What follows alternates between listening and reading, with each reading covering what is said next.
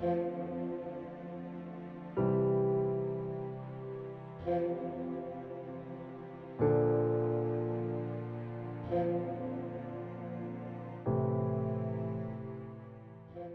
guys, and welcome to Escape Wheel Watch Reviews. My name is Steve, and today we're looking at the Sovrygn Calendar. This watch was sent to me by Sovrygn Watches. This is a review unit and pre-production, so there are going to be some differences between this and what you finally get, but the differences are pretty minor, I think, and I will touch base on all those throughout the review. I don't get to keep this watch, but that doesn't really matter. I'm going to give this watch and any other watch that I review a fair shot either way. So the retail price for this watch is $700. They currently have it marked down to $515, and I'm doing this review prior to the Kickstarter launch. I'm not sure of the early bird prices on Kickstarter, so make sure to check out the Kickstarter page, which I'll link down below, as well as sovrygn for the the final details on this watch. The watch is offered in 6 different configurations. There's blue dials and white dials. There's panda dials. There's like a dark burgundy dial, and then the cases are stainless steel, black, either PVD or DLC. I couldn't find any information about that online. And then also a rose gold color. So yeah, lots of options to choose from. And yeah, I think they all look pretty darn good. I like this one the most though, I think. Although that burgundy dial does look pretty nice. So what does your money get you? It gets you a full 3/16 stainless steel case, screw down crown, screw down case back, sapphire crystal, 100 meters of water resistance, a Miyota 9100 automatic movement, and then also you get some pretty cool packaging. So normally I don't talk about packaging, but yeah, I figured for this it's worth it because, I mean, just look at that. That's pretty cool. Really nice kind of watch roll style thing. It's got the snaps to keep it all in place. Really soft cushion, and I think it just, yeah, I mean, it just looks cool. So yeah, really cool packaging and useful. So it's definitely a cool and pretty unique looking watch, I think. And we'll kind of touch base on all of that throughout this review. But before we get into it, let's do a quick wrist check. I'm wearing the San Martin SN012. This is an updated version with the Miyota 8315. Depending on when I post the review for the Sovrygn watch, I might have reviewed this. I might not have reviewed it. I don't know. If I do, I will leave it up in this corner here. All right, so let's get into the dimensions. So this is listed as a 39 millimeter case. Nice and easy to measure this one. 39.3 millimeters. This one measures at 14.8 millimeters thick, but that's one thing they are changing. They say they're dropping the case down to 12.6 millimeters without the crystal. The crystal isn't too thick, so this should be right around probably 13 millimeters thick at the end of the day. So they're slimming that down quite a bit. The overall lug to lug is 47 millimeters. And we've got a 20 millimeter lug width. So it's a pretty wearable size. I was kind of surprised by it. I thought it was going to be a lot bigger just by the looks of it online, but they actually made it really compact. They do have some pretty good turn down to the lugs there, as you can see. And yeah, I think it wears pretty good. So I'm going to go outside right now and throw it on the wrist for you. And here we are on my 7.5 inch wrist, and you can see this thing wears great. I mean, that 39 millimeter size and, relatively short lug to lug. Does have some pretty decent curvature to the lugs there. They turn down nicely, I think. And nice angular case. Looks really good. That bracelet is very comfortable. Feels very balanced on the bracelet. I really do like the way this thing wears. Here we are out in some direct sunlight, and you can see, I mean, no issues reading it. Very, very legible. The white dial with the black indices, black hands. Nice AR coating on the crystal as well, and it looks really good. They did a good job with this one. Getting up close, show you a little bit more details here, how it looks in direct sunlight. It's a very interesting dial. There's a lot going on, but I really do like it. It looks really good. I'm going to go inside, throw this on some straps though, and we'll get back to the review. And here we are on the optional leather strap, which we will talk about during the review. Nice buckle there, and it's a decent strap, but again, we'll talk about it in a little bit. So it's really nice though. I'm just not a big fan of these alligator leathers. It's not my favorite.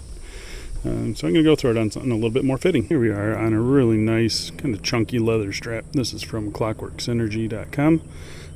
Really happy with the way it wears. It still fits in the lugs. It's pretty tight down there to the case, but it's not rubbing or anything. So I think you should be able to fit most of your straps on this thing just fine. But yeah, I think that looks pretty good. What do you guys think? Here we are on a black and red single pass. It's modified NATO. I think it looks pretty good. Those red accents kind of pop when you got that red stripe on there. I think it looks pretty good.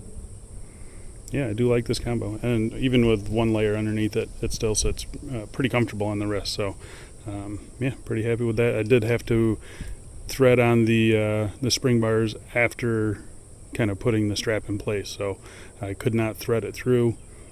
So it is a pretty tight clearance between the case and spring bars for straps like this. So just keep that in mind. And here we are on a black NATO strap, just a ribbed NATO strap, one of the ones off of AliExpress. And yeah, I think it looks pretty good.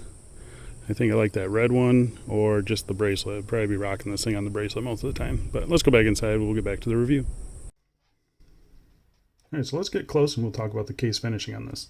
So starting off from the top down, you've got a pretty nice polished bezel here. As you can see, the bottom edge on it is circular brushed. Really nice, smooth polishing. Very, very nice polishing. Same with the brushing. It's all very smooth. You got a really angular case. It's actually even a two-piece case. You can see right here, there's a seam here. And then once you take off the bracelet, there's a couple screws down here. So if you wanted to, I think you could kind of separate this thing out a little bit. I'm not going to mess with it because it's not my watch. But yeah, it's a really interesting case design. Very angular. And I mean, it's done really nicely, though. I kind of like it. It's a very cool looking case. It's kind of got a hexagon base to it. And then the lugs kind of protrude out of it.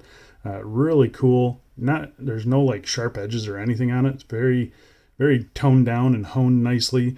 Everything is brushed on it. Really nice brushing, as you can see there. The transitions on the tops of the lugs are pretty sharp, and I mean everything is just done really good. You do have the Sovrygn branding in the side. I thought that was going to be an eyesore, but it just kind of blends in, and I don't even notice it on the wrist really. The other side here, you do have a pusher here, and that's for one of the complications, which we will talk about when we talk about the movement. And then you've got a signed crown. This is another thing they're changing. Currently, it is a 5mm crown, and they're going up to a 7mm crown. So that's good to see because I did think this was maybe a little bit small, but even at 5mm, it's not bad. Checking out the case back on this thing, really pretty simple case back. It's mineral crystal back here. It does have your typical spec sheet around the outside, sapphire crystal, water resistant, Sovrygn automatic, 316L. Simple tools to get your your case back removal tool in there. Nicely done though. I got no complaints on it. Again, all these bottom edges here are pretty nicely toned down, and it's not sharp or uncomfortable on wrist or anything like that. So really happy with it. And then you can see that Miyota 9100 there with the custom rotor. Pretty cool looking. Yeah, I do really like it. Looks good. Let's talk about the crystal real quick. So let's test it for sapphire. This one does test positive for sapphire.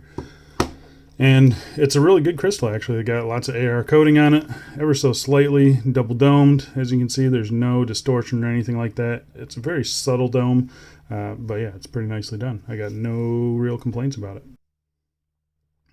All right, so let's talk about the dial. And I gotta say, there's a lot going on here, so this might take a little while. So this is the white model with the red accents, the Panda colorway. They do also offer this with silver subdials.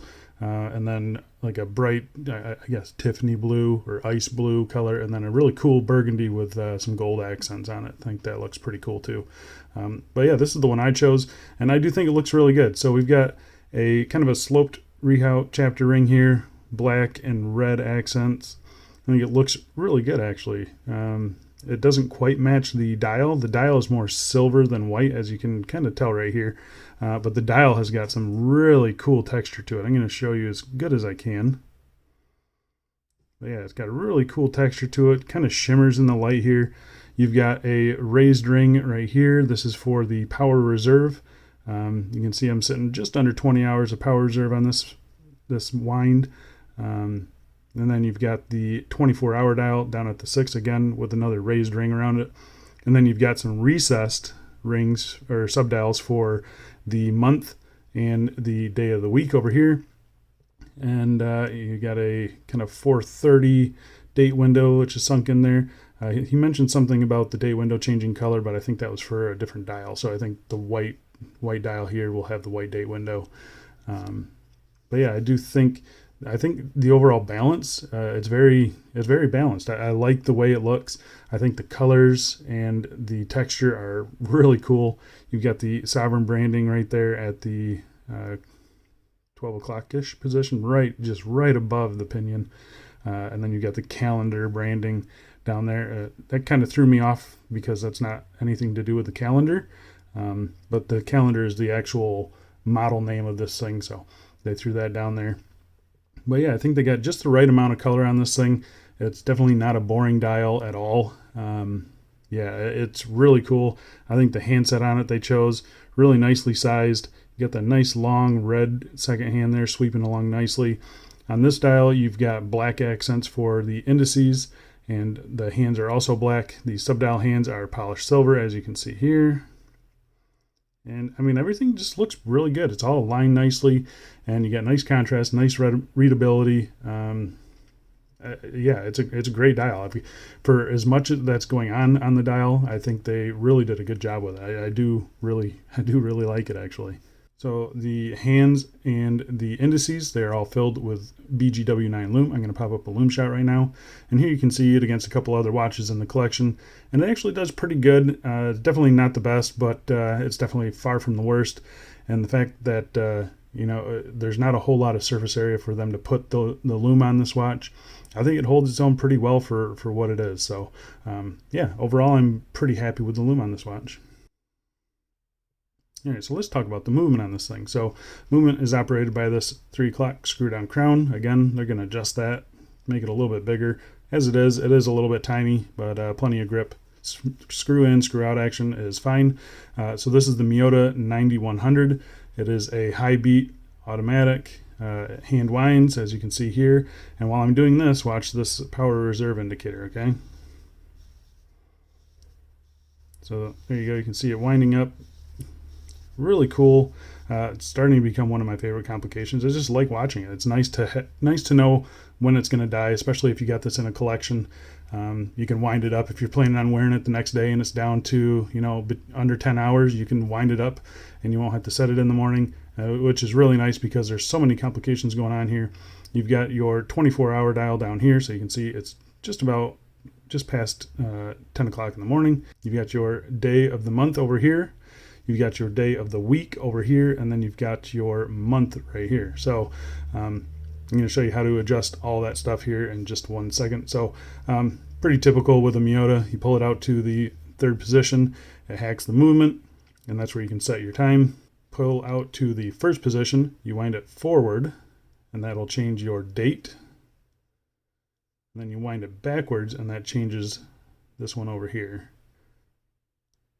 So there you can see it jumping to the next days. Pretty easy to use. No real issues with it. It's kind of unusual having all these dials, all these sub-dials that aren't a chronograph for me. This is my first, calendar watch, I guess. And yeah, it's interesting. Not something that I personally need in my life, but if you're one of those guys that likes to have the date right on his wrist like this, this is a great option. To change your month over here, all you do is press this button up here. You can see it jumping August, September, October, November, December. So really easy to use. Again, I've got no real complaints with it. I do kind of think they should have this as a screw down. It's one of those things that you're going to set once and very rarely change it. I think I bumped it once. I don't know. Somehow it got pushed. I don't know, but yeah, I think maybe they should put that as a screw down, but other than that, it's really not a big deal. But yeah, screw in, screw out action is nice, and again, the movement is clearly visible through that case back. Really nice movement. It's got some pretty good decorations on it as well. And yeah, I think it looks pretty cool. They do have that custom rotor on there as well, so nice to see them put a little bit of detail on that case back. So let's talk about this bracelet. But first, before we do that, they also offer this with a optional leather strap. Here's the leather strap that this one came with. I don't know if this is going to be the same one. I think it will be. It's a croc leather. It's actually pretty comfortable, fairly thick and padded up here. No quick release, which I'm kind of surprised with, and I will show you why in just a second. But it is the Sovrygn branded. It's got a really nice butterfly clasp. Yeah, really happy with the functionality and the looks of that. I think that looks really cool with the Sovrygn logo on it. But yeah, it's a fine leather strap. It's nothing special, I don't think, but yeah, and I definitely don't like croc leather. That's just me personally. But yeah, I think this buckle here might actually be worth the price of the strap. So just keep that in the back of your mind. But I think you should get it on the bracelet. The bracelet is definitely worth it. One of the things that they're changing, they're saying they're going to make this first link more flexible, so it should, kind of drape straight down. As of right now, that's about as small as it goes. They say it's going to wear true to size. So what that means to me is that it's going to fall straight down. So yeah, but the bracelet is actually pretty nice, very comfortable, very unique. You've got brushed on the main links, and then you've got polished on these middle links here. The polishing is done really nicely. This one obviously has been worn a lot. It's gotten scuffed up, but I still think it looks pretty good. You kind of have these little notches out of the corners here. It just gives a lot of interest to this bracelet. It's a very, very cool bracelet. You got a butterfly clasp. If you know me, I don't like butterfly clasps, but this one is actually pretty good. I've got no real complaints with it. It's been comfortable for me, and it's actually really cool. So you got to put it on a certain way. So you put this side down first. You can see the little indent there for the Sovrygn logo, and then the Sovrygn logo on this end just kind of slides right in place there. Very clean look to it, and really cool. I think, yeah, very well integrated. It's a pretty stiff bracelet, but it's been super comfortable. It does taper. Let's see what that tapers down to. So it's down to 16. Tapers down to 16 millimeters at the clasp. Again, it's 20 millimeters at the bracelet. And again, I just reviewed the Christopher Ward, and it had a killer feature, and this one has it too. And that's it right there. Quick release bracelet. Super, super easy to use. Not quite as simple as the Christopher Ward, but still a lot better than using a traditional spring bar tool to get this bracelet on and off. I've been pretty happy with it, as you can see there. I mean, it's on and off, on camera even, and it just takes a couple seconds. So really cool to have that, and yeah, I'm pretty happy with that. That's in my opinion, that's a killer feature, and I can't wait for more companies to kind of implement it, because it's done really, really well. Back to the bracelet though, solid links and solid end links. You've got screw pins for adjusting. I don't know if they're going to change this to push pins, because they've got little arrows on it, and the little arrows usually mean push pins. You got to push out the pin, but this version has screw pins on it. So yeah, I had no problem sizing this thing for my wrist, and yeah, I've been pretty happy with it. The comfort of the bracelet is excellent. It's not sharp on the bottom edge here or anything like that. Very nicely put together. It's not jangly or rattly. It's a very solid, I don't even know if you can hear it, but a very solid bracelet, very comfortable bracelet. And I think it just looks killer. I got to admit, it looks really cool. Kind of has like a Nautilus type vibe to it. But in my opinion, kind of better than the Nautilus bracelet. So there you go, guys. That is the Sovrygn Calendar watch. I think it's really cool.